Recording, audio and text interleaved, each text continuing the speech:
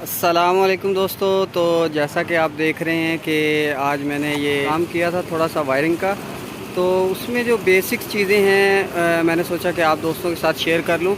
अक्सर जो होता है कि हम इस तरह से फ़ैन बक्सा लगा देते हैं। ये फ़ैन बॉक्स है, तो फ़ैन बॉक्स लगाने के बाद होता क्या है कि इसके अंदर बजरी वगैरह चली जाती है या ये अक्सर बंद हो जाते हैं।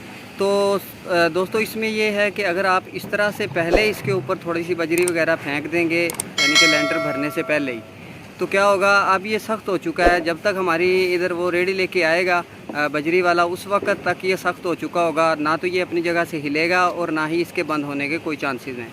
तो हमने इसी तरह से ये सारा जितना लेंटर था, आप देखें कि ये सारा मैंने इसी तरह से, ये गिलास है, गिलास के ऊपर भी मैंने ऑलरेडी ये देखें आपके पहले से ही इसके ऊपर मैंने मसाला जो था वो डाल दिया।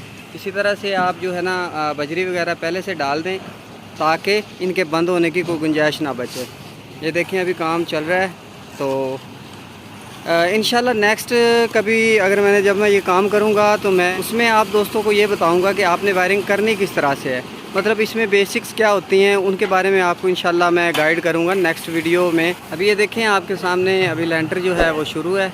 तो लेंटर के ऊपर खड़ा होना इलेक्ट्रिशियन का काम है, कोई पाइप वगैरह टूट जाता है। तो अभी ये तो एक गांव में छोटा सा काम है, इसलिए मैंने इसकी कोई वीडियो नहीं बनाई थी इसको वायरिंग करते हुए।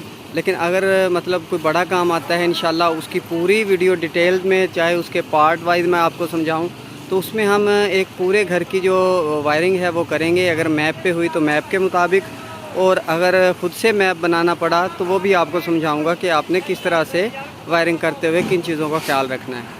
तो वीडियो को लाइक ज़रूर करें, चैनल को सब्सक्राइब करें, दोस्तों के साथ शेयर ज़रूर किया करें, दोस्तों बेल आइकन को प्रेस करें। Thanks for watching. अल्लाह हाफिज़।